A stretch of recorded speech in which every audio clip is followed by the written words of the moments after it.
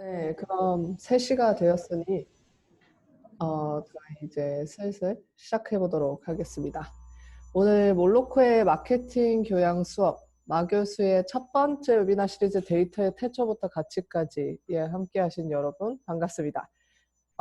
저희 마교수 시리즈 지난번과 마찬가지로 4개 시리즈 중에서 오늘 두 번째 세션인 데이터 어떻게 모아지는가에 대해 살펴볼 텐데요. 지난주에 저희 이현채 이사님께서 데이터가 왜 중요한가, 모바일 마케팅을 하는 데 있어서 이 역할이 어떤 중요성을 가지고 있는지에 대해서 얘기를 해주셨고, 오늘은 거기에서 나아가서 저희가 실제로 데이터를 어떻게 모으고 어트리뷰션과 포스트백이라고 하는 것들이 어떤 것인지에 대해서 살펴보려고 합니다. 제 소개가 늦었네요. 저는 몰로코 에이펙 지역의 마케팅을 담당하는 주민이라고 합니다. 저희 이렇게 옆에 이쪽이거든요. 옆에 이렇게 소개 함께 봐주시면 좋을 것 같고요. 오늘 저희 마케팅 교양을 쌓아주시고 또 상식을 북돋아 주실 분은 저희 서울 오피스의 시니어 어카운트 매니저 이예슬님이십니다. 그러면 저희 소개는 이렇게 이 정도 하도록 하고요. 바로 수업 진행하도록 하겠습니다. 예슬님. 네, 안녕하세요. 네, 안녕하세요. 귀한 시간 내어주셔서 몰로코의 마케팅 교양 수업 웨비나에 참석해주신 분들께 감사드립니다. 저는 지난 1강 데이터는 왜 중요한가에 대한 세션에 이어서 그렇게 중요하다고 강조드린 데이터는 어떻게 모아지는가에 대해서 말씀드리고자 합니다. 중간중간 질문이 있으시면 채팅 등 남겨주시거나 손 들어주시면 세션 후에 응답해드리도록 하겠습니다. 네, 그럼 먼저 제 소개를 간략하게 해드리도록 하겠습니다. 저는 지금 몰로코에서 시니어 어카운트 매니저로 근무를 하고 있고요. 이전에는 대행사나 크리테오와 같은 매체 플랫폼 사이드에서 일을 한 경력이 있습니다. 현재는 몰로코에서 말씀드린 바와 같이 광고주 커뮤니케이션을 주로 담당을 하고 있고요. 오늘 세션 부족한 부분도 많이 있겠지만 아무쪼록 잘 부탁드리도록 하겠습니다.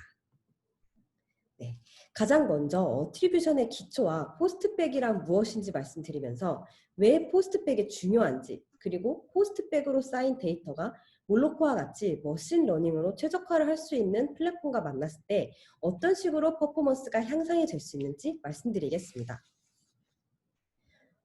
그 전에 폴을 간단하게 진행을 하고자 해요. 한 가지 캠페인에서 사용하는 채널의 수가 대략 몇 개쯤 되시는지 알고 계신가요? 한 5초 정도 드릴 테니 한번 폴을 해주시면 감사하겠습니다.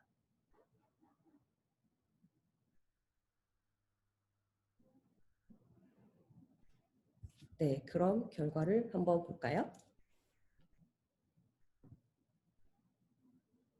네, 대부분의 응답자분들께서 2개에서 4개 혹은 5개 이상이라고 응답을 해주셨고 1개라고 말씀을 해주신 분들은 한 분도 없으시네요. 네, 오늘 저희가 준비한 내용과도 아주 일치하는 내용인 것 같습니다. 하나의 앱의 캠페인에서 사용하는 채널의 수는 물론 캠페인마다 상이하겠지만 단 하나의 채널만을 사용할 거야 라고 말씀하시는 개발사분들은 아마 많지 않을 것입니다. 가장 대표적으로 사용되는 구글, 페이스북 외에도 저희 몰로코와 같은 DSP 플랫폼을 포함하여서 전 세계 각국의 수많은 채널들이 있고 광고주께서는 다양한 채널을 효율적으로 사용하기 위해서 매일매일 많은 고민을 하고 계시리라 생각됩니다. 네. 하나의 캠페인에서 다수의 채널이 사용된다라고 가정을 하면 그렇다면 유저 입장에서는 어떨까요? 유저 또한 최초 광고 노출 후에 실제로 앱을 다운로드 받을 때까지 단 하나의 채널만을 경유하는 경우는 많지 않을 것입니다. 이 장표에 기재되어 있는 것처럼 어쩌면 한 유저가 구글에서 내보낸 광고를 본 후에 수시간 뒤에 저희 몰로코에서 내보낸 광고를 보고 마지막으로 페이스북에서 내보낸 광고를 본 후에 다운로드를 할 결정을 하게 될지도 모릅니다. 그렇다면 그 유저가 다운로드를 받는 행위를 하는 데에 있어서 가장 기여도가 높은 채널은 어디일까요?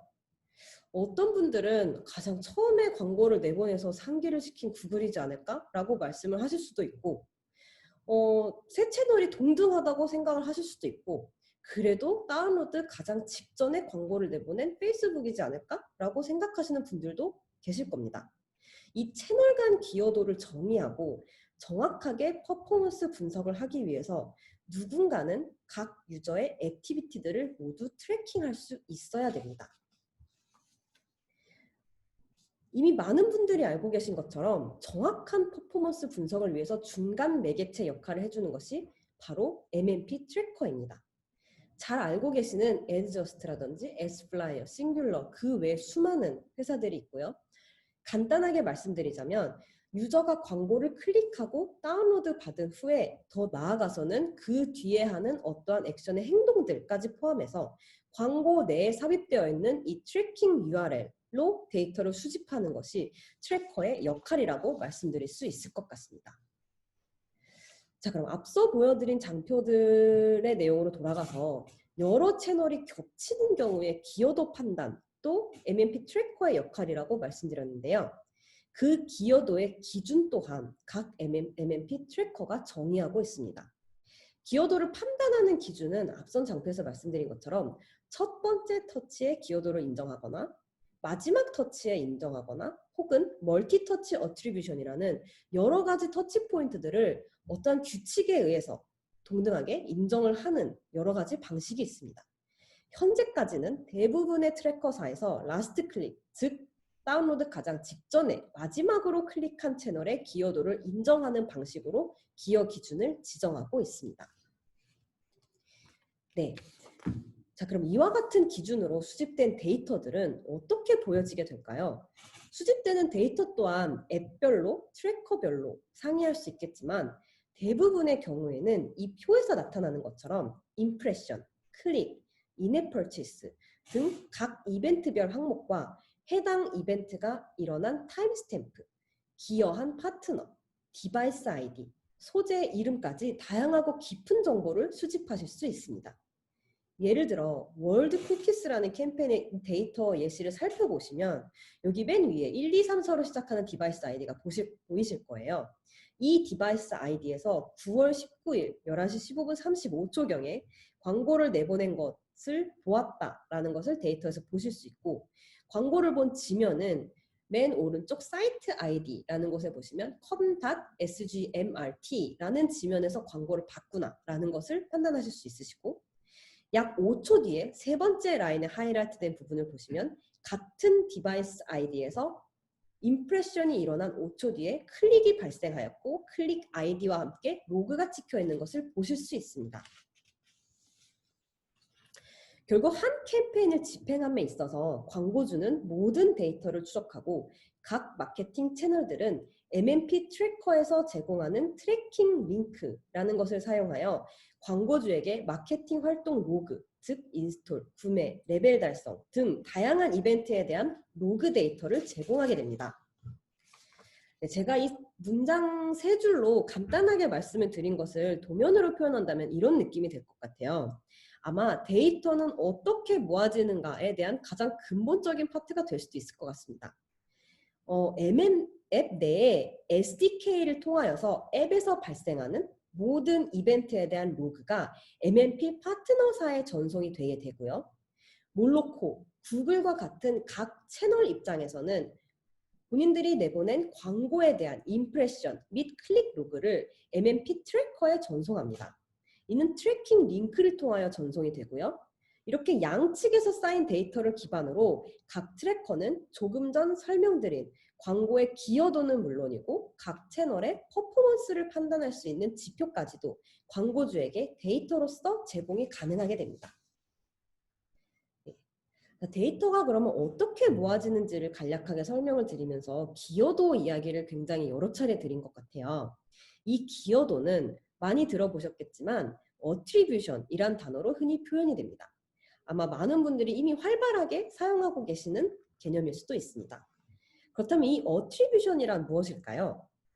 MMP 트래커에 쌓인 데이터를 기반으로 각 MMP사는 어떤 채널에서 어떤 인게이지먼트가 있었고 어떤 유저가 언제 어떠한 인앱 활동을 하였는지 모두 알 수가 있습니다. 예를 들어서 지금 보시는 이 표에서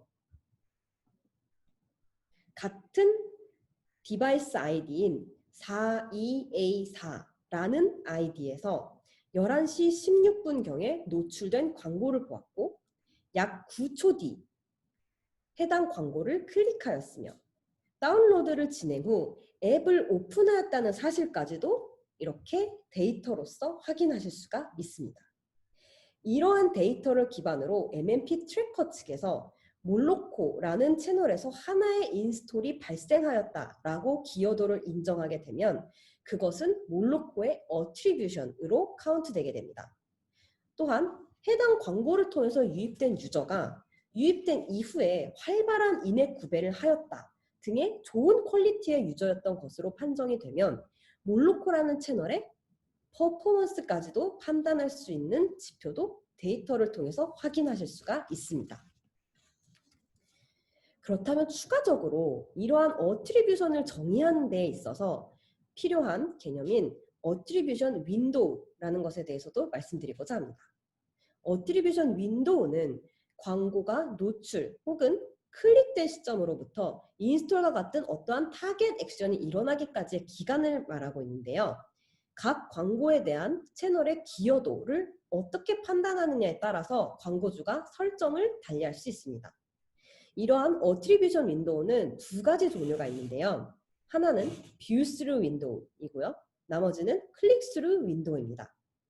뷰스루는 말 그대로 광고를 뷰, 즉 본 이후에 액션까지의 기여도를 인정하는 기간으로 보통 수시간 혹은 1일 정도의 아주 짧은 기간으로 설정하게 됩니다. 클릭스루는 클릭을 한 이후에 액션까지의 기여도를 인정하는 기간으로 보통 뷰스루보다는 훨씬 긴 기간을 인정하게 됩니다. 중요한 점은 제가 맨 마지막에 적어놓은 이 문장인데요. 가장 권장드리는 어트리뷰션 윈도우는 업계에서 통상적으로 많이 쓰이는 스탠다드 기준인 뷰스루 1일, 클릭스루 7일이라는 점입니다. 뷰스루를 아예 오픈하지 않거나 클릭스루를 너무 짧게 지정을 하시면 기여도에 대한 충분한 고려와 판단이 어렵고 채널에서도 충분한 퍼포먼스를 보여드리기가 어렵기 때문에 인더스트리 스탠다드인 뷰스루 1일, 클릭스루 7일을 꼭 고려하셔서 지정하시길 권장드립니다. 네, 그러면 어트리뷰션의 정의와 어떤 식으로 기여가 인정이 되는지에 대해서 살펴보았는데요. 이러한 어트리뷰션 데이터와 퍼포먼스 지표를 앱 개발사분들이 각 채널에 꼭 공유해 주셔야만 해당 데이터를 활용한 캠페인 최적화가 가능해집니다. 또한 앱 개발사와 채널 양측 모두 해당 데이터로 인보이싱 및 정산에도 활용이 가능합니다. 물론 이 2번 포인트, 즉 인보이싱과 정산에도 활용이 가능하다라는 포인트도 충분히 중요한 포인트이긴 하지만 이 부분보다는 저는 1번에 좀 더 포커싱하고 싶다고 생각합니다. 다음 장표에서부터는 어떻게 캠페인 최적화에 데이터가 활용이 되는지 말씀드리도록 하겠습니다. 네, 제가 데이터 활용에 대해서 말씀을 드렸는데요. 이러한 데이터는 어떻게 활용이 될까요? 지금 보시는 장표는 앞서 말한 내용과 많이 겹치는 내용이긴 하지만 한번 정리를 해드릴 겸 제가 말씀을 드리도록 하겠습니다. 어떤 유저가 광고를 본 이후에 클릭을 하게 되면 트래킹 링크를 통해서 해당 액션들이 모두 신호로서 전송이 되게 됩니다. 그리고 그 광고를 클릭한 유저가 앱스토어로 리다이렉트 된 이후에 다운로드를 하게 되고 다운로드 이후에 앱을 오픈하면 해당 M 오픈이라는 이벤트를 트래커 서버에 전송을 하게 되고 그 전송한 데이터에 대해서 트래커가 충분히 이것은 몰로코가 기여를 가져가도 된다라고 판단이 되면 몰로코의 하나의 인스톨 기여를 인정하게 됩니다. 그리고 그렇게 되었을 때 해당 인스톨 포스트백을 몰로코가 기여한 인스톨 포스트백으로서 전송을 하게 됩니다. 이것이 바로 포스트백의 기본적인 원리라고 말씀드릴 수 있을 것 같습니다. 이와 같이 포스트백을 전달받는 과정을 통해서 몰로코는 광고를 내보낸 유저가 앱을 인스톨하였는데 인스톨 이후에 구매는 하였는지 아니면 애초에 인스톨조차 하였는지 안 하였는지 등에 대한 행동에 대해서 알 수가 있고 이와 같은 데이터를 활용하여 퍼포먼스를 향상시킬 수 있습니다.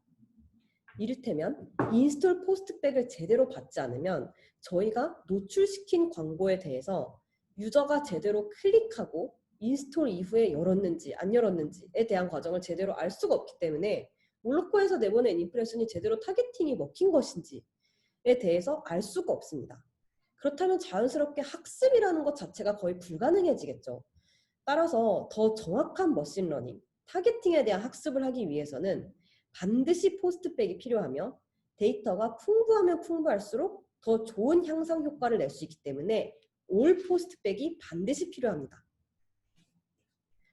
제가 지금까지 조금 빨리 설명을 드린 부분도 있을 것 같은데 혹시나 질문 있으시면 그때그때 Q&A에 꼭 남겨주시길 부탁드립니다. 네, 그렇다면 제가 방금 전 올 포스트백이라는 단어를 사용을 하였는데요. 먼저 올 포스트백의 중요성에 대해 말씀드리기 이전에 올 포스트백이 무엇이고 올 포스트백이 아닌 건 무엇인지에 대해서 궁금해하시는 분들도 계실 것 같아요. 올 포스트백이 아닌 쪽부터 먼저 살펴보도록 하겠습니다. 흔히 Attributed Postback Only 설정으로 알고 계시면 좋을 것 같습니다.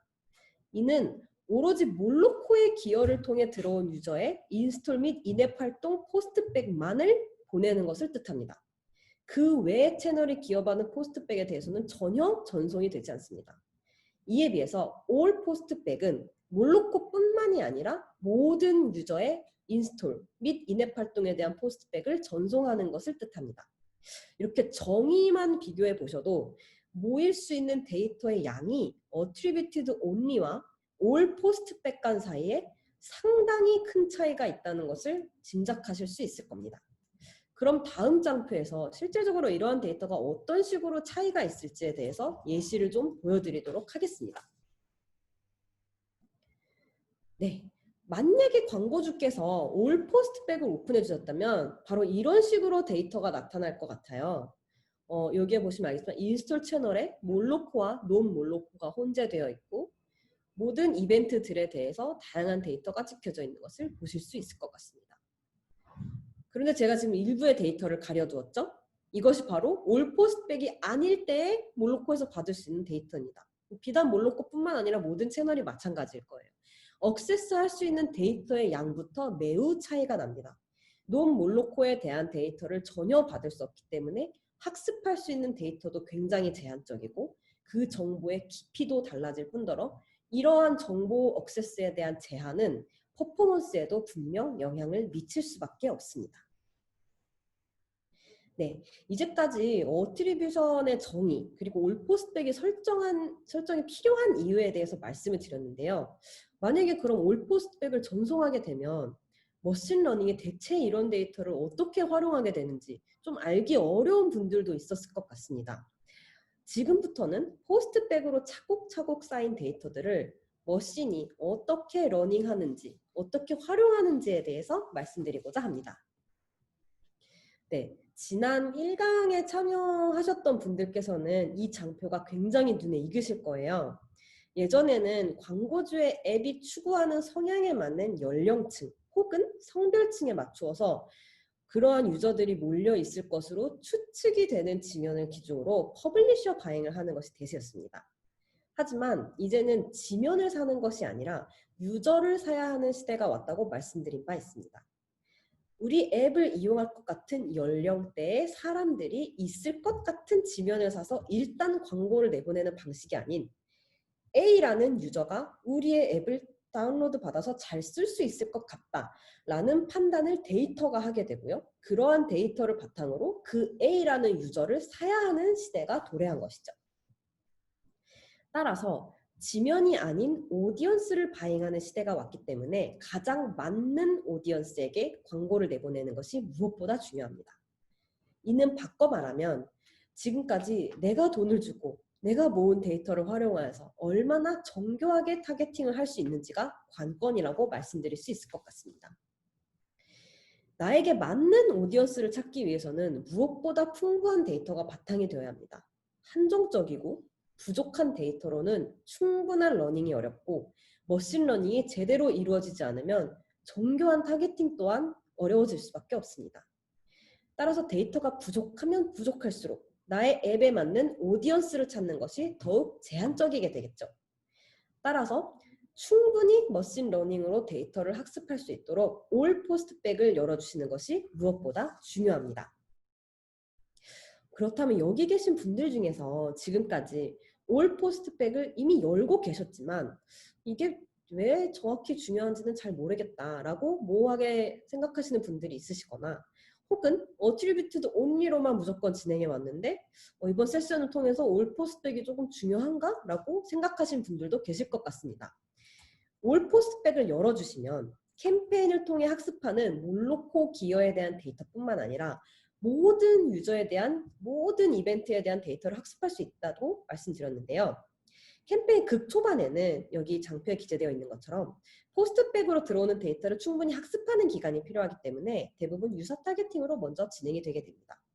이후에 어느 정도 데이터가 쌓이고 학습이 진행이 되게 되면 충분한 학습을 통해서 가장 인스톨할 확률이 높은 유저를 타겟팅하여 광고를 송출할 수 있도록 인스톨 최적화 모델이 형성이 되고 그러한 모델을 통하여 인스톨 위주의 최적화가 진행이 되게 됩니다. 더 나아가서는 타겟 KPI에 맞는 각 액션별, 즉 구매를 한다든지 인앱 레벨 달성을 한다든지 등을 포함하여 더 깊은 단계의 학습도 이루어져서 궁극적으로는 인앱 액션 최적화가 가능해지게 됩니다. 이 모든 것은 몰로코 기여의 유저뿐만이 아닌 모든 유저에 대한 충분한 학습으로 더 빠르고 더 정확한 최적화가 가능해지게 됩니다. 자, 그렇다면 올 포스트백을 열어서 인스톨 최적화 및 액션 최적화를 해나가는 것으로 방향은 정했는데 그렇게 진행했을 때 퍼포먼스 개선은 어떻게 이루어지는지에 대해서 궁금해하시리라 생각됩니다. 앞서 어트리뷰션 장표에서 설명을 드렸듯이 올 포스트백을 열어주시면 트래커를 통하여서 인스톨 및 인앱 이벤트 데이터에 대한 포스트백이 저희에게 들어오게 됩니다. 이를 통하여서 엔진은 우리가 A라는 유저에게 내보낸 광고가 실제로 인스톨로 달성하였는지에 대해서 학습을 할 수 있고요. 그렇게 송출한 광고가 실제로 효과가 있었는지 없었는지에 대해서 알 수 있게 됩니다. 그런 식으로 모든 유저들에 대한 데이터를 차곡차곡 쌓아 나가다 보면 점차적으로 어떤 유저는 인스톨을 할 확률이 굉장히 높고 어떤 유저는 광고를 내보낸다면 여러 번 계속 비싸게 내보내야 해서 단가는 조금 올라갈 수 있겠지만 한 번 다운로드까지 성공을 시키면 과금을 할 확률이 매우 높은 유저인지 등에 대해서 학습을 할 수 있게 되고 거기에 따른 모델링 형성이 가능해지게 됩니다. 만약 올 포스트백이 없다면 몰로코가 광고를 내보냈거나 인스톨 기여를 인정받은 데이터에 대해서만 접근할 수 있게 되고 그렇게 되면 통상적으로 매우 다양한 여러 가지 채널을 사용하여서 캠페인을 운영하는 광고주의 다양한 데이터 중에 아주 극히 일부분에만 접근할 수 있고 그만큼 학습의 기회도 적어지겠죠. 따라서 더 많은 데이터가 쌓일수록 더 빠르고 쉽게 최적화가 가능해진다고 말씀드리는 겁니다. 지금까지 제가 지난 장표에서 조금 길게 말씀드린 것을 좀 짧게 표현을 해보도록 할게요. 올 포스트백이 없다면 정확히는 이 세 가지 포인트를 말씀드릴 수 있을 것 같습니다. 매우 제한적인 데이터에 따른 타겟팅에 대한 정확도가 저하될 것이고요. 때에 따라서는 최적화 기간 또한 차이가 날 수 있습니다. 만약 이것을 올 포스트백을 열어주시는 설정으로 바꾼다면 이렇게 바뀔 수 있을 것 같습니다.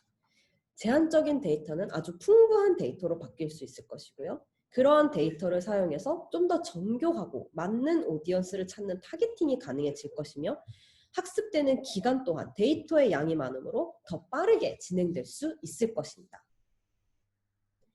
네, 그럼 이 세 가지 포인트들을 염두에 두시고 앞서 말씀드린 내용을 정리해 보면서 올 포스트백을 광고주께서 열어주신다는 가정 하에 캠페인을 어떻게 운영해야 하는지에 대해서 말씀드리고자 합니다. 그랜드 론치와 같이 초반에 부스트를 해야 하는 경우를 제외하고 이미 출시가 어느 정도 진행된 앱에 대해서 새로운 채널과 캠페인을 진행하신다고 생각하셨을 때 이 그래프처럼 진행하시는 경우가 많으실 것 같아요. 크게 캠페인을 초기, 중기, 후기로 나누어 보았습니다. 아마 캠페인 초기에는 주로 채널에 대한 테스트를 집행하시면서 소액으로 진행해 보시는 경우가 많으실 것 같아요. 이때 아무래도 채널의 KPI 달성 여부도 확인을 해 보실 테고요. 간혹 캠페인 집행 후에 한 일주일, 3일 이 정도밖에 지나지 않은 시점에서 KPI의 달성이 되지 않거나 하는 부분 때문에 일찍 캠페인을 끄시거나 혹은 오프를 당장 해야 하는지 우려를 하시는 경우가 종종 있습니다. 저희가 이때 항상 말씀드리는 부분은 캠페인 초기에는 퍼널 아래쪽 데이터가 매우 부족합니다. 그래서 당장의 KPI 달성보다는 학습에 중점을 두시는 것을 권장드리고 할당된 예산을 모두 소진하는 것 위주로 캠페인을 진행하시면서 데이터가 조금씩 쌓이게 되면 상단의 데이터인 인스톨 중심으로 타겟팅을 시작해 나가는 것이 좋습니다. 초기에는 머신러닝의 학습이 주된 목적이 되어야 하기 때문에 초반 KPI 달성이 어려워 보이더라도 조금 더 인내심을 가지고 퍼포먼스를 지켜봐 주시길 권장드립니다. 캠페인 초기를 지나서 중기에 접어들면 쌓인 데이터의 양이 더 많아지고 머신러닝의 학습도 더 진행이 된 상태일 텐데요. 올 포스트백으로 차곡차곡 쌓인 데이터를 기반으로 인앱 액션에 대한 최적화 모델까지 준비가 되면 이때에는 각 캠페인의 실질적인 KPI, 즉 로아스라든지 인앱 이벤트에 대한 최적화 등 더 딥한 단계의 최적화가 가능해지게 됩니다. 그렇게 캠페인 중기를 지나서 후반부에 접어들어서는 좀 더 안정적인 페이스로 캠페인이 진행이 될 것 같아요. 장기간의 학습으로 KPI도 이제 안정적인 범주 내에서 운영이 가능해지고 물론 이 시기에 어떤 분들께서는 캠페인 후반에 딱히 손댈 것은 없지만 그래도 뭔가 새로운 걸 시도해봐야 될 것 같다 혹은 시도해보고 싶다라고 생각하시는 분들도 계실 것입니다. 올 포스트백으로 데이터가 충분히 쌓이고 캠페인이 장기화되어 있다는 전제 하에 캠페인 후기에는 그간 쌓인 데이터로 유저 세그먼트를 나누어서 리타게팅을 운영해 보시는 것도 가능하십니다. 그렇기 때문에 캠페인 최적화에 대한 옵션은 후기에도 충분히 많이 존재하고 있습니다. 이렇게 올 포스트백 데이터를 활용하면 조금 더 전략적으로 또 단계별로 캠페인 운영이 가능해질 수 있습니다. 네. 그렇다면 마지막으로 오늘 세션에서 나누어 본 이야기를 3가지 포인트 정도로 정리해보면 여기에 써있는 포인트들이 될 것 같아요. 이미 세션 내에서도 수차례 반복된 이야기이긴 하지만 제 1강에서 말씀드렸던 내가 돈을 내고 내가 모은 데이터, 그 애써 모은 데이터는 나눌수록 효과가 상승이 됩니다. 두 번째, 어트리뷰션 기간은 충분하게 잡아주시고 포스트백은 모두 공유 부탁드립니다. 그리고 마지막으로 위와 같이 공유해주신 충분한 데이터와 머신러닝 플랫폼의 만남은 전략적인 캠페인을 가능하게 하고 퍼포먼스를 극대화시킬 수 있습니다.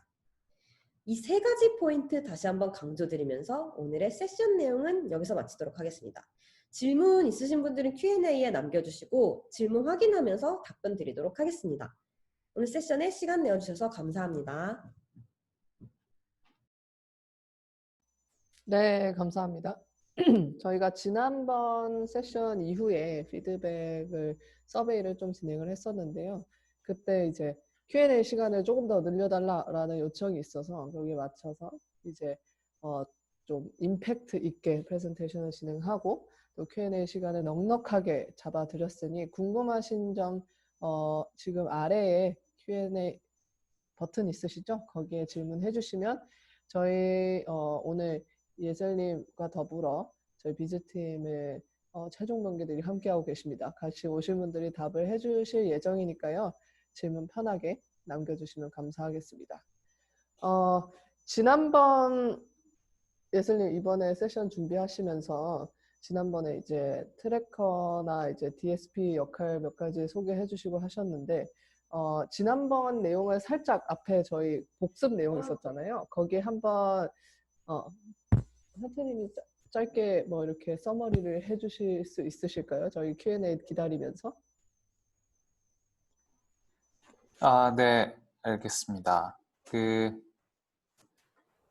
뭐, 지난번에 혹시 뭐, 못 들으셨고, 이번에만 처음 들으셨던 분들을 위해서 제가 간단하게 지난번 세션을 뭐 요약을 해드리면, 아시다시피 저희가 이 세션 자체가 계속 데이터에 대한 얘기를 하는 세션이거든요. 그래서 사실 제가 지난주에 데이터가 왜 중요한지를 말씀드렸고, 이번 주에 그 데이터가 어떻게 모이는지, 다음 주에 그 데이터를 가지고 어떻게 애드 프로드 같은 걸 잡는 데 활용할 수 있는지, 그리고 뭐 마지막 네 번째 주에는 그 데이터를 가치를 극대화하는 방법에 대해서 할 예정이고요.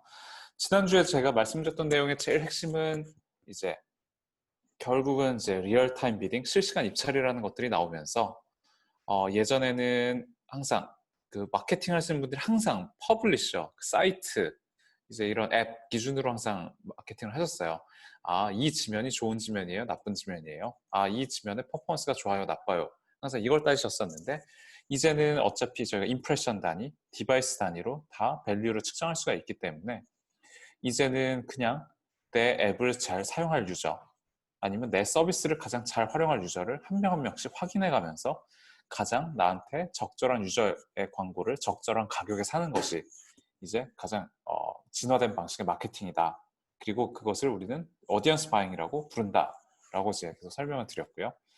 그래서 뭐 사실 수년간 다들 마케팅 하시던 분들이 워낙 그 항상 모든 사고의 중심을 이제 퍼블리셔 중심을 하셨기 때문에 그걸 한 번에 떨쳐내기가 쉽진 않으시겠지만, 앞으로는 계속 마케팅을 하실 때 항상 유저 한 명 한 명 이 유저를 얼마나 정교하게 분석할 수 있는지, 그 유저가 우리에게 도움이 되는 유저인지를 파악하는 것을, 오디언스 바잉을 고려하시면 좋을 것 같습니다. 그래서 결국은 이제 그러면 오디언스 바잉을 하려면 다 좋은데, 말씀해 주신 것처럼 오디언스 바잉을 잘하기 위해서 결국 핵심적인 부분이 이제 데이터라는 내용이 들어오게 되는 거고요. 어떻게 보면 좋은 데이터를 잘 쌓아서 그 좋은 데이터를, 그러니까 잘 쌓여진 데이터를 이제 좋은 엔진으로 분석을 해서 분석을 하게 되면 어떻게 보면 이제 좋은 오디언스 바잉을 할 수 있게 된다라는 것들이고요. 그래서 이제 데이터를 어떻게 쌓는지, 그게 어떻게 쌓이는지는 사실 오늘 세션에서 이미 충분히 들으신 것 같고, 어떻게 보면 그럼 좋은 엔진을 어떻게 찾아서 쓸 거냐라는 것이 결국은 중요한 파트인데요. 뭐 사실은 뭐 모든 회사들이 이제 다 자기들은 이제 준비가 되어 있고 좋은 엔진을 가지고 있다, 타겟팅 알고리즘이 좋다 얘기를 하는데, 결국 뭐 마케터가 할 수 있는 항상 요즘 말하는 이제 데이터 드리븐 마케팅이 별게 아닌 것 같아요. 이런 좋은 엔진을 찾으시는 프로세스에서부터 결국은 이제 트래커 아니면 수많은 인더스트리에서 말하는 데이터들을 분석해서 어떤 엔진들이 퍼포먼스가 좋은지, 어떤 리텐션을 잘 가져오는지, 로아스를 높게 갖다 주는지, 이런 데이터들을 항상 잘 살펴보시고 좋은 엔진을 잘 찾아서 쓰시면 네, 좋은 이제 오디언스 바잉을 하실 수 있다라는 내용으로 지난주에 세션을 했었습니다. 네, 감사합니다. 저희가 채팅으로 질문을 좀 주셨는데요. 읽어보도록 하겠습니다. VT는 꼭 사용해야 하는 걸까요? 노출을 하고 측정한다는 건 퍼포먼스 마케팅에 어떤 의미가 있을까요? 현차님 혹시 답변을 해주실 수 있을까요? 네, 그 이제 VT를 측정한다는 게 되게 중요한 의미가 있습니다. 그러니까 이게 여러 가지 의미가 있는데요. 나중에 또 프로드 할 때도 나오긴 하겠지만, 기본적으로는 퍼포먼스 마케터라면 무조건 노출되는 자체를 측정하시는 게 일단 일차적으로 가장 중요합니다. 왜냐하면 사실은 어느 지면에 누구에게 얼마만큼 임프레션이 나가는지 정보가 없다라고 하면 사실은 마케터가 하실 수 있는 가장 근본적인 분석들을 할 수가 없게 됩니다. 예를 들면 임프레션 정보가 있고 클릭이 있어야 그 두 개를 비교하면, 예를 들면 CTR을 알 수가 있겠죠. 사실은 CTR이라는 게 우리 크리에이티브가 동작을 잘 하는지 뭐 여러 가지 이제 그런 정보를 주기도 하고요. 그리고 실제로 그 외에도 나중에 이제 프로드를 잡을 때에도 임프레션과 클릭의 관계에서 뭔가 프로드를 잡을 수도 있고, 일단 기본적으로 일단 임프레션이 몇 개가 있는지를 체크를 하셔야 되고요. 그걸 체크를 하시려면 소위 말하는 이제 트래커에서 VT 링크를 세팅을 하시고, 그래서 이제 얼마 임프레션이 어디에서 발생했는지를 항상 보셔야 됩니다. 그리고 이제 제가 한 가지를 더 말씀드려 볼게요. 사실은 이제 여러분들이 어떻게 보면 이제 회사를 대표해서 이제 예산을 집행해서 마케팅을 하시는 거잖아요. 근데 사실은 이제 아웃도어 광고나 아니면 뭐 TV 광고를 한번 생각해 볼게요. 실제로 뭔가 어트리뷰션이 찍히거나 하지 않더라도 분명히 마케터분들은 이미 그런데도 예를 들어 뭐 브랜딩 목적에서 마케팅을 하시잖아요. 그 전제 자체는 사람들이 광고를 일단 클릭을 하거나 직접적인 액션 안 하더라도 사람들 눈에 많이 그 우리의 브랜드 아니면 우리의 서비스를 보여줬을 때 그게 장기적으로 우리 비즈니스의 성장에 도움이 된다라는 의미에서 어떻게 보면 이미 모든 아웃도어 광고나 나머지 광고에서 다 그 VT의 광고만 어떻게 보면 쓰고 계신 거죠. 사실은 그래서 이게 실질적으로 인스톨 개수가 찍히지 않더라도 광고를 얼마만큼 많은 사람들에게 보여줬다라는 자체가 마케터의 성과이거든요. 그렇기 때문에 저는 VT를 사용하셔서 임프레션에 대한 측정을 하셔야 된다가 이제 중요한 포인트다라고 말씀을 드리고요. 한 가지 더 이제 중요한 거 이제 더 직접적으로 이 퍼포먼스 마케팅에서 그럼 VT는 써야 되느냐 안 되느냐. 저는 뭐 이것도 무자르듯 정답이 있다라기보다 뭐 저는 일단 기본적으로 사용은 해야 된다고 봅니다. 이게 왜냐하면 분명히 아까 말씀드린 것처럼 노출 자체도 마케터의 성과이기 때문에 보여줘서 분명히 발생을 더하는 인스톨이 있을 거고요. 그거를 정확하게 측정하는 것이 사실 중요한데요. 그래서 사실 그럼 시간을 얼마나 정하느냐에 대한 거는 조금 이제 상황마다 달라지는 것 같습니다. 사실 저희 같은데 제가 항상 캠페인을 진행할 때는 이제 뷰스루가 이제 사용했을 때 인스톨이 얼마 사람들이 임프레션이 본 후에 얼마 후에 인스톨이 생기는지를 항상 측정을 합니다. 만약에 광고 한 번을 보고 하루 이틀, 하루 후에, 이틀 후에 인스톨이 발생한다고 했을 때 내가 한번 광고를 쓱 봤던 게 영향을 줬을 거라고 그 인과관계, 상관관계를 주는 게 쉽지는 않을 것 같습니다. 근데 만약에 특정 채널들은 항상 광고를 보여줬더니 그 사람이 광고를 보고 나면 30분 이내, 1시간 이내, 2시간 이내 이런 시간대에 만약에 인스톨을 뭔가 늘어난다, 인스톨을 많이 한다라는 게 있다라고 하면 분명하게 그 임프레션은 영향을 주고 있고 그렇기 때문에 뭔가 사람들 머리에 그 서비스가 더 남고 그래서 인스톨이 더 나온다고 볼 수 있고요. 그렇기 때문에 하여튼 VT를 써서 기본적인 임프레션 체크도 하시고 VT를 통해서 분명히 인스톨이 늘어났기 때문에 그 성과를 마케터분들이 가져가셔야 되고 다만 VT를 이걸 하루로 할 거냐 이틀로 할 거냐 12시간으로 할 거냐 6시간으로 할 거냐는 어떻게 보면 그 VT, 임프레션과 인스톨 간의 저희가 임프레션 투 인스톨 타임 그 시간들을 보면서 최적의 VT, 어트리뷰션 윈도우를 잡는 것이 오히려 이제 어떻게 보면 약간 관건이라고 볼 수 있을 것 같습니다. 네, 그 VT에 대해서 설명해 주시면서 저희 Q&A에 질문도 올라왔는데요. 지금 모두들 보이시죠?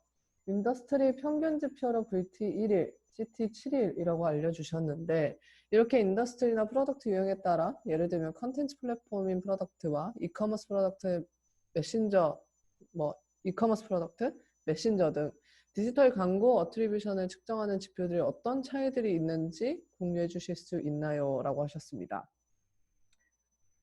질문이 조금 길어서 한번 쭉 보시고 답변해 주시면 좋을 것 같아요. 예술님이나 현채님 편하게. 네. 네, 사실은 이제 제가 여태까지 알고 있는 범위에서는 이게 꼭 뭐 프로덕트의 유형에 따라 이렇게 바뀌는 케이스를 많이 보지 못한 것 같아요. 그냥 일반적으로 정말 평균이 아니고 그러니까 인더스트리에서 그냥 가장 권장하는 소위 말하는 이제 트래커들이 항상 그래서 디폴트 기본값으로 설정해 놓는 것들이 이제 VT 1일, CT 7일인데요. 어떻게 보면 저거는 표준으로서 그냥 사람들이 대다수가 이렇게 한다. 뭐 이 정도 하는 것이 적절하다라고 사실은 그냥 어느 정도 그냥 합의가 된 지표라고 봐주시면 될 것 같아요. 사실 저 CTVT라는 게 뭐 크게 잡을수록 예를 들어 CT 14일, 28일 이렇게 잡으면 잡을수록 마케터 입장에서는 똑같은 비용을 쓰더라도 더 많은 인스톨, 더 많은 액션이 내 마케팅에 의해서 한 것이라고 정해지기 때문에 사실은 이제 마케터 분들은 본질적으로 저걸 더 늘려 잡으시길 원하시는 케이스가 많이 있어요. 왜냐하면 그러면 내가 하는 평균적인 CPI 단가나 이런 것들이 낮게 보일 수가 있으니까요.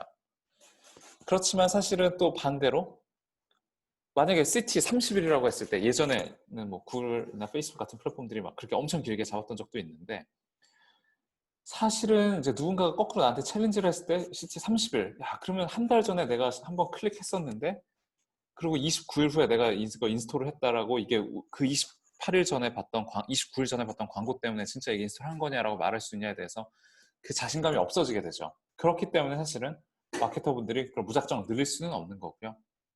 그렇다고 해서 만약에 CT를 만약에 하루 이렇게 잡았을 때 또 생기는 문제는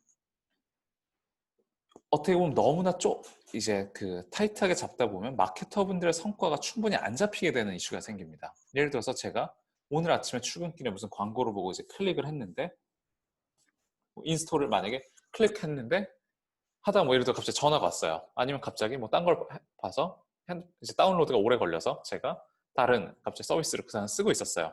그러다 까먹고 있다가 뭐 예를 들어서 내일 다시 앱을 열었을 때 그럼 사실은 이게 CT가 하루가 넘어가게 되면 제 인스톨이 아닌 걸로 이게 이제 올가닉 인스톨로 잡히게 되는데 사실 이런 케이스에서는 또 어떻게 보면 마케터분들이 돈도 쓰셨고 사실 마케터분들이 사실상 인스톨을 만들어내신 건데 마케터분들이 성과를 못 잡으시기 때문에 하여튼 업계에서 계속 수많은 고민들이 있었고 예전에는 전반적으로 CT/VT가 더 크게 잡혔던 시절도 있지만 지금은 현실적으로 VT 1일, CT 7일하고 잡는 게 어떻게 보면 가장 적절하게 그걸 이제 가장 적절한 기간이라고 보고 있고 대다수의 회사들이 다 그렇게 쓰고 있기 때문에 그럼 그 기준에 맞춰서 내가 CPI가 얼마인지 CPA가 얼마인지 계산하는 게 약간 표준처럼 되고 있다라고만 이해해 주시면 될 것 같습니다.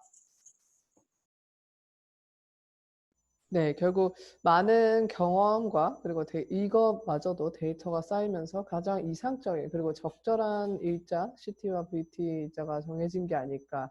그래서 이게 프로덕트 아까 말씀하신 버티컬 단위로 뭔가 이렇게 구분이 되었다기보다는 인더스트리 전반에 걸쳐서 좀 합의가 된 그러다 보니 말씀하신 대로 그 성과를 평가할 때도 그걸 기준으로 평가하는 경우가 많이 생겼다라는 점을 기억하시면 좋을 것 같아요.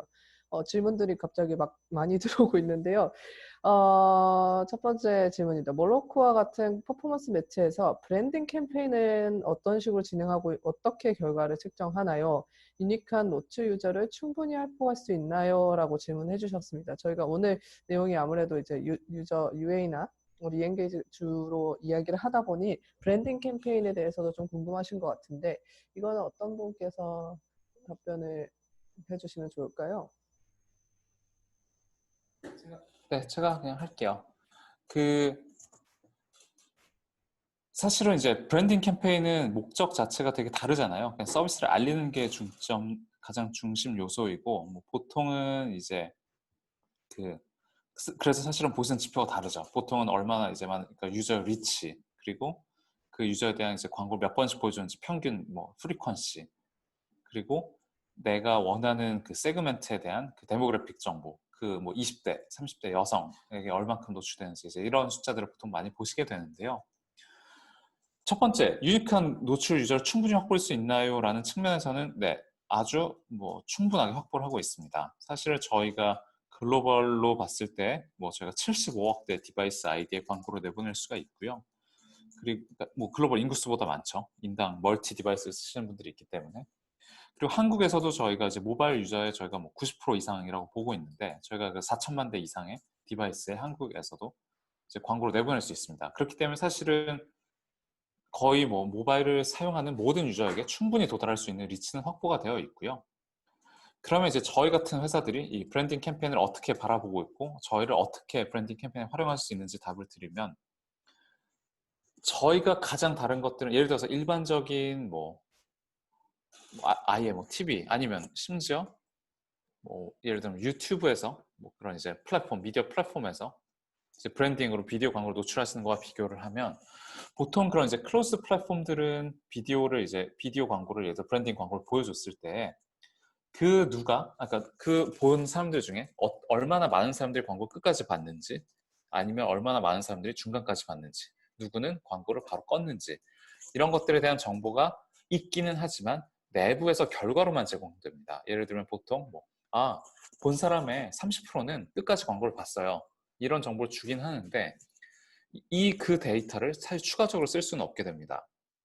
근데 사실 몰로코 같은 이제 매체들은 정보의 그 투명성을 가장 생명으로 생각하는 매체이고 그러다 보니까 우리가 이 브랜딩 광고를 내보냈는데 디바이스 아이디별로 그걸 잘라서 드릴 수가 있습니다. 요 사람들은 이거 광고를 끝까지 다 본 사람들이고요. 사실은 광고를 보다가 아직 절반도 안 본 상태에서 이 사람들은 끈 사람들이고요. 그거를 어떻게 보면 로우 디바이스 아이디로 사실 구분을 해낼 수가 있습니다. 그러면 예를 들어서 우리 광고에 관심을 갖고 끝까지 본 사람들, 브랜딩 광고였음에도 불구하고 그 디바이스 아이디, 애드 아이디, IDFA 리스트를 가지고 저희가 그 후에 진행하는 이제 UA 캠페인, 퍼포먼스 마케팅 캠페인에 유기적으로 활용할 수 있다는 점에서 그 브랜딩 캠페인이 자연스럽게 퍼포먼스 마케팅으로 넘어갈 수 있는 측면의 장점이 좀 있고요.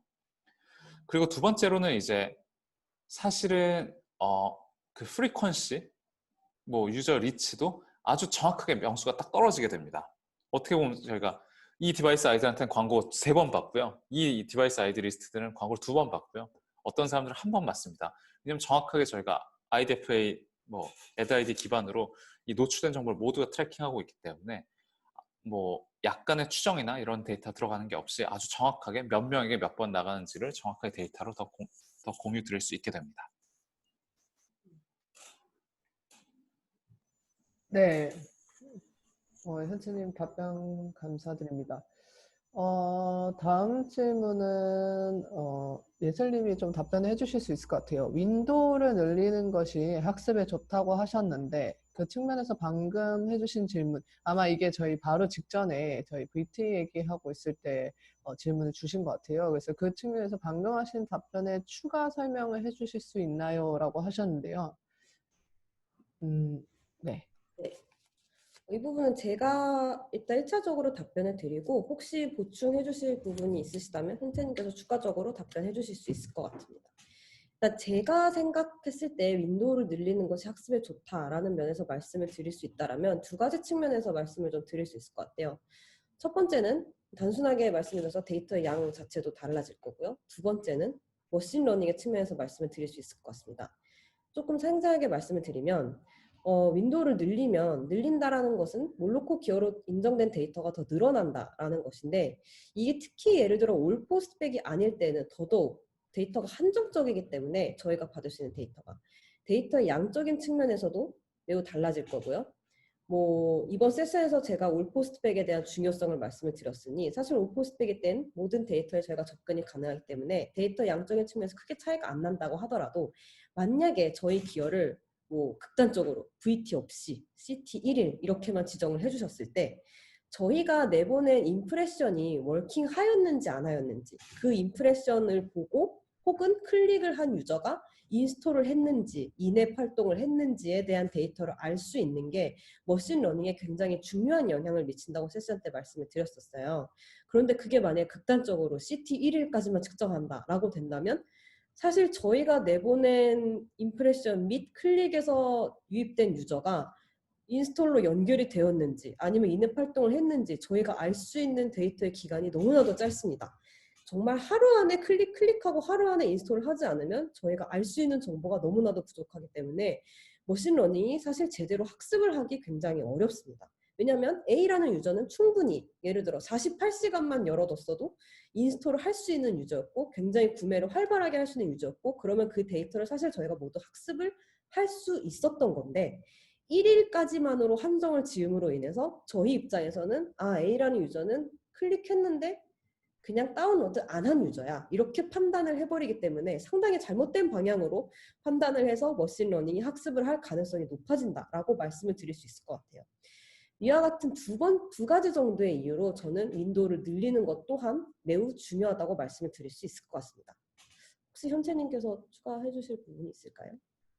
네, 뭐 꼭 인스톨 측면뿐만 아니어도 예를 들어서 인앱 이벤트 이제 그런 것들에 대한 윈도우를 잡으실 때도 뭐 단순 머신러닝 측면에서 보면 길게 잡으시는 게 좋습니다. 예를 들어서 그게 인스톨 후에 뭐 7일 동안의 액션에 대해서만 만약에 어트리뷰션을 준다라고 하면 그 예를 들어서 그 이제 뭐지? 그 예를 들어서 그 사이에 인앱 퍼체이스가 진짜 없을 수도 있고요. 예를 들어서 이게 뭐 게임을 충분히 플레이해야 만약에 인앱 퍼체이스가 일어나는 게임이었다라고 했을 때 만약에 8일 후에, 10일 후에, 15일 후에 만약에 퍼체이스가 일어나면 만약에 윈도우가 짧게 잡혀 있으면 그냥 저희 머신러닝 입장에서는 이 사람이 인앱 퍼체이스를 했다라는 걸 알 수가 없게 됩니다.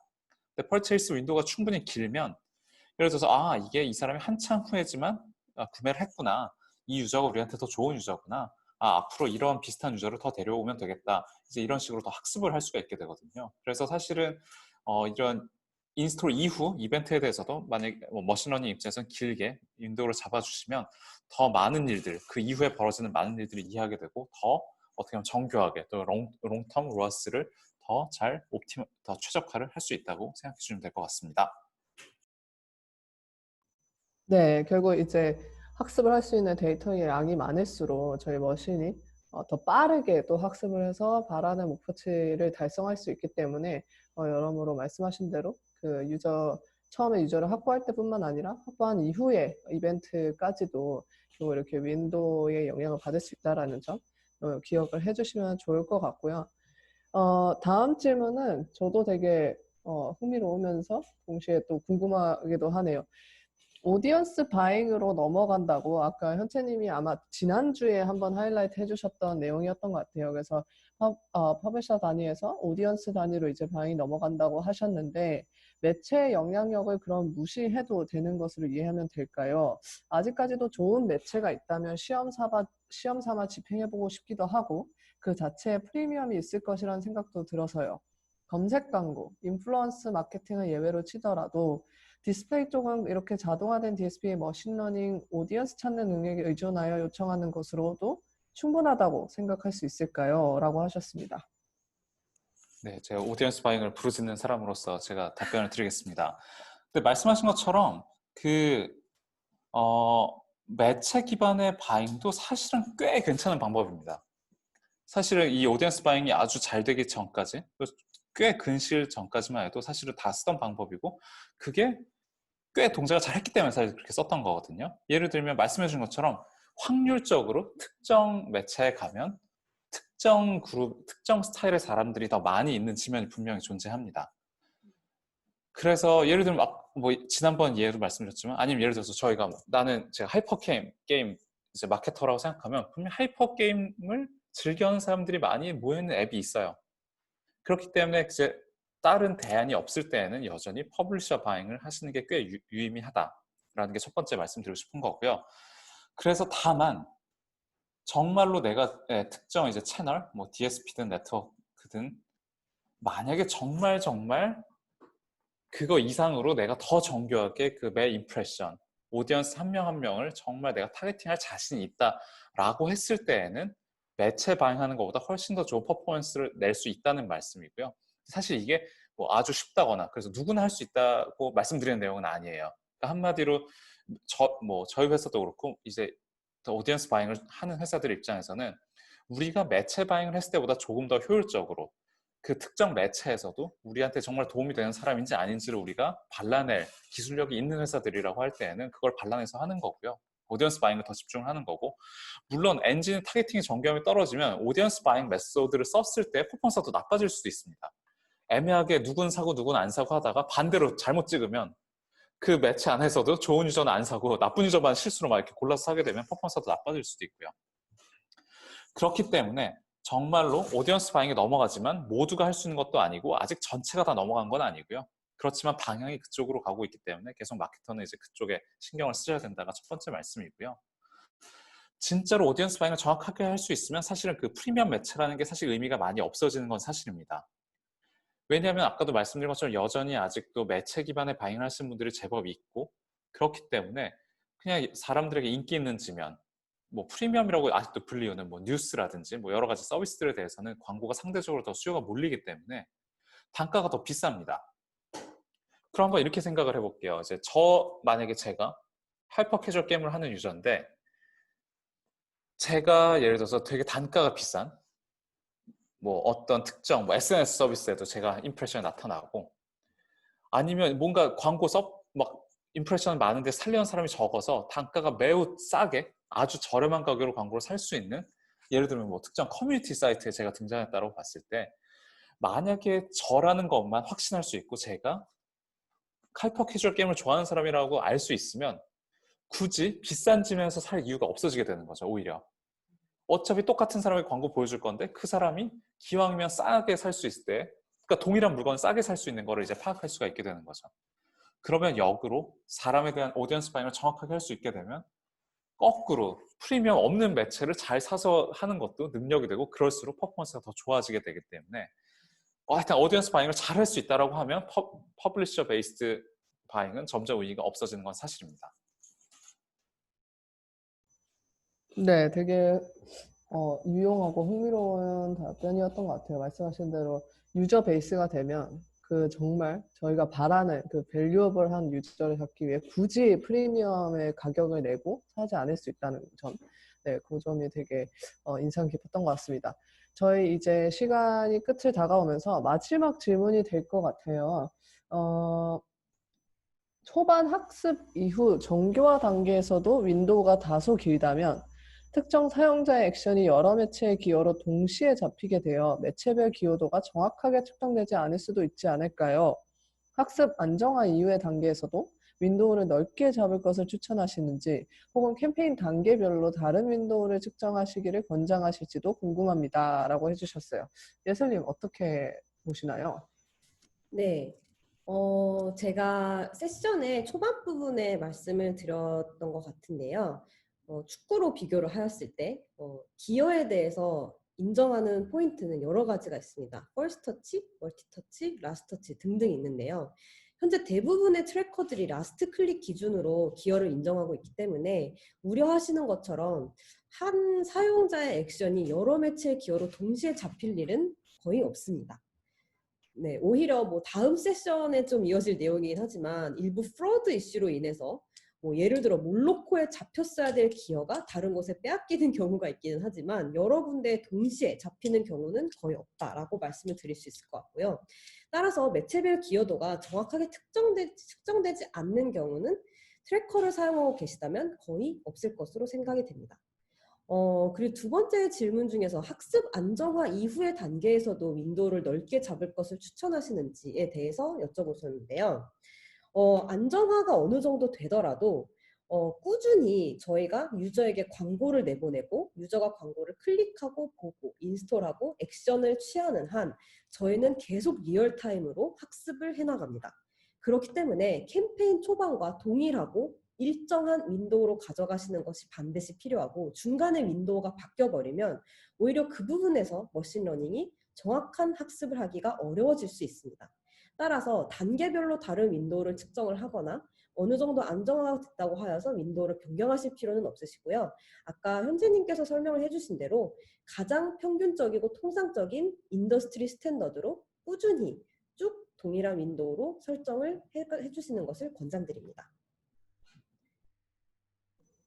네, 결국 정리를 하자면 어트리뷰션도는 어쨌든 윈도우를 이제 단계별로 줄였다 늘렸다 하기보다는 일정 단계로 유지를 해서 그 단계별로 또 학습해야 되는 머신들이 학습해야 되는 데이터가 또 달라질 거기 때문에 그걸 일정한 수준으로 계속 오픈을 해놓는 게 중요하다라고 하셨고요. 그리고 이제 대부분의 MMP들은 라스트 터치를 기여도로 보기 때문에 이게 여러 매체들에 걸쳐서 기여도가 나눠질 일은 없다라고 좀 정리를 해주신 것 같습니다. 아무래도 마지막 질문이 저희가 오늘 세션에서 예슬님이 해주셨던 이야기를 잘 어떤 핵심들을 좀 짚어볼 수 있는 질문이었던 것 같아요. 그럼 오늘은 이렇게 예슬님이 준비해주신 데이터는 어떻게 모아지는가에 대한 세션 진행했고요. 저희 다음 주는 또 이제 이렇게 모으고 데이터가 실제로 우리 퍼포먼스를 향상시키는 데 이렇게 중요하다고 했으니 그 이상으로 또 이걸 활용하는 데 있어서 저희가 다들 주의해야 하는 애드 프로드에 어떻게 활용할 수 있을지에 대해서 또 살펴볼 예정이니 다음 주 같은 시간 3시에 다시 만나요. 네, 그리고 저희가 지난주에 피드백을 진행해보니 이거를 좀 계속 돌려보면서 공부하고 싶다 하시는 분들이 계셔서 오늘 영상은 저희가 따로 추후에 전달해 드리도록 하겠습니다. 혹시 궁금하신 점 있으면 저희 몰로코 홈페이지나 네, 페이스북 등으로 방문해 주시면 감사하겠고요. 오늘 시간 내주셔서 다시 한번 감사드립니다. 그럼 다음 주에 만나요.